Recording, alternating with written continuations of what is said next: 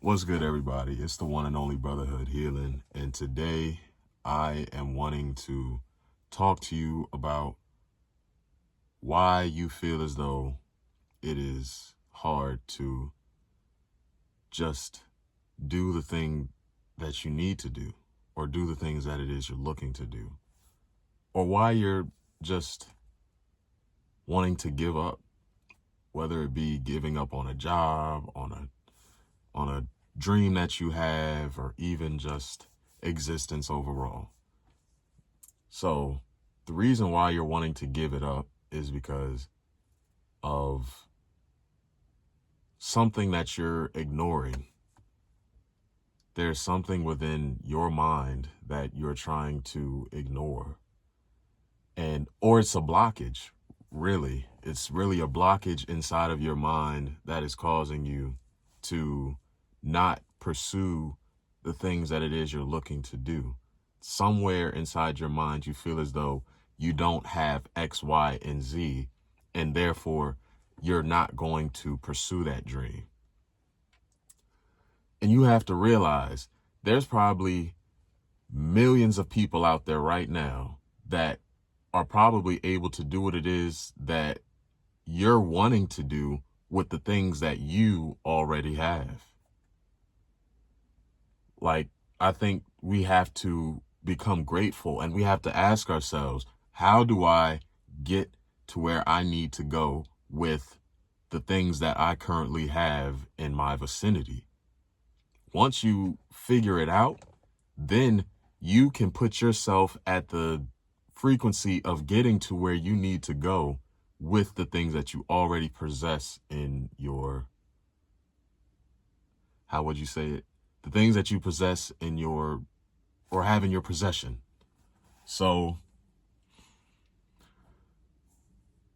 like I said, I feel as though a lot of the times whenever you're feeling like you're wanting to give up on something, that is alchemy. That's the catalyst. And so, like I said, you have alchemy, chemistry.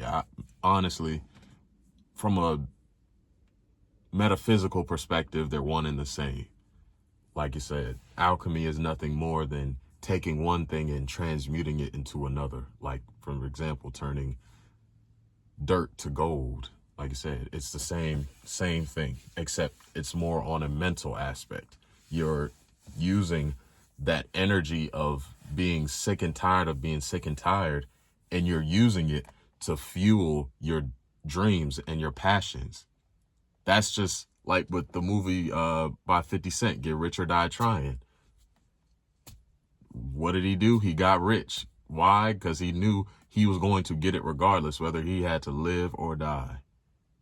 So you have to have that mindset, getting after whatever it is you need to get to, no matter what you got to do, no matter what you got to feel, no matter what it is that you're going through in your current moment, you have to get there. And like I said, you're not always going to be happy getting to where it is that you need to go. Like I said, you have to imagine what would you be doing if you already had what it is that you were looking to get. For example, with me, what would I be doing if I already had 1 million subscribers on YouTube? I would be continually posting content, because how the fuck am I going to have 1 million subscribers and not provide any type of value? So, like I said, I would need to grow my value. I would need to grow my knowledge so that way I can become even more valuable. So that way I can give you all value, give you all the keys to doing what it is that you need to do, no matter how you feel, how you think, or how you are, you're going to still make it. And that's ultimately the big key. I don't have no freaking nice fancy background. I'm inside of my truck right now. I don't have a fancy whiteboard that I can draw so that way you can see everything. Like I said, that's what the YouTube algorithm wants to do, but I am the algorithm. You have to be your own algorithm and stay consistent in your algorithm. like I said, the view that I have now will change. Everything around me will change. But like I said, your drive has to stay consistent. It almost made me think of that Georgiana girl, her song. I ain't really listened to it, but just scrolling through TikTok, you usually see it. It's like she lost her money, she lost her mind, but she ain't lose her drive. Like, your drive has to stay consistent. Like I said, Einstein literally said the only constant in this world is change. As long as you have your drive, like I said, that's the only thing that's going to stay consistent. Everything around you will change. So you just have to work with what it is you have right now and go. Just go do it. It's not going to sound good. It's not going to look good. It's not going to be the best. Like, no pancake comes out good the first time. If it does, you're scary. You're a scary person. Because like I said, you have to have that test run. And you have to make sure that when you have that test run, it's all up from there. And like I said, just use look at the laws of the universe. Like I said, one thing you have to look at is the law of duality. Like I said, or the law of duality. Like I said, one day you'll have it, the next minute you'll lose a little bit. The next day you'll gain more than what it is that you thought you were going to gain. Next day you're going to lose more than what you wanted to lose. That's just the way it works. Nothing is a straight flat line. Like I said, your heartbeat isn't a single flat line. If it was a single flat line, you would be dead. So think about it like your heartbeat. Your heartbeat is not a constant line. Your heartbeat, it's a doo-doo, doo-doo, doo-doo. It's up, it has its ups and downs. That's how you know that you're living. That's how you know that you have the energy. When you have the downs, use those down moments to create a good solid base. So that way, when you do fall down, you have enough support to jump right back up into it, get back into the groove of things. And that's what really your spiritual journey has to be about. It has to be about catching yourself in down moments and then learning how to create a system to get yourself back up higher, up to the same level, if not higher, than where you currently are. So yeah, like I said, with the laws of the universe, it already tells you that everything has its ebbs and flows. You have right and wrong. That's why I don't debate. That's why you should never debate your wealth with someone, because you're going to get a lot of no's because you have your set value, and your set value is your set value. Someone will appreciate it. There is 4.2 billion people on this earth. One person, I am guaranteeing you, one person outside of you will appreciate your value and will pay whatever it is that you're looking to sell something for. So don't get discouraged. And all you need is that one person. All you need is that one person. And from there, sky ain't even a limit, really. So just keep doing, keep moving. That's the key. Keep and not, it's not always the key. Like I said, it's a dualistic thing. You have to know when to take that break and stop, because sometimes we'll move and move and move, and people won't like how we're moving. And not to say that people should influence how you're moving, but if you haven't even considered how you're moving by stopping and thinking, how, like, what am I doing right now? Is the way that I'm moving really the way that I want to be moving?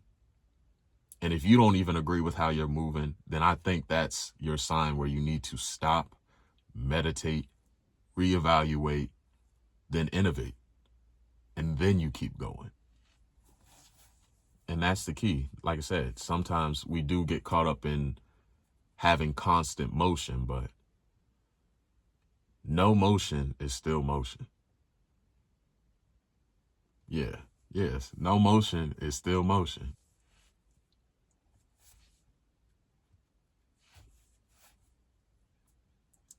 Yep. And I think, yeah, like I said, just making sure that whenever you are trying to get where it is you need to go, as long as you tell yourself, like, yeah, have I really been staying consistent with my goals? And if you haven't been staying consistent with even getting close to a single goal, then you have to put in some work. Do something. Don't just stand there and do nothing. It's as easy and as simple as just like reading, going out and experiencing something, learning from someone else's mistakes, informing other people, or like I said, because see, with me, I'm the type of person where I know a person's problems, but if they don't come to me and ask me about a solution, I can't give it. I can't give them a solution because they didn't ask me. And like I said, whenever you're giving advice, that unsolicited advice, you become the one that gets in trouble. They won't reflect on themselves. They'll only reflect on the person who told them to do X, Y, and Z. That's why I view it as horrible. Like I said, if someone comes to ask me, be like, "Oh, Ruben, you're so smart. I need you to come come and tell me about X, Y, and Z, or come tell this person about X, Y, and Z." I'm like, I can't do it because he didn't ask me himself. If I was moving the way that I need to move, he would come to me and ask me. If he's not coming to ask me, then I can't give him that advice because it's going to fall on deaf ears. That's like casting, I hate to say it, but it's like casting your pearls among swine. When you're giving unsolicited advice to a motherfucker that ain't asked you, they're not going to adhere to that advice. It has to come from somebody who they're wanting to listen to.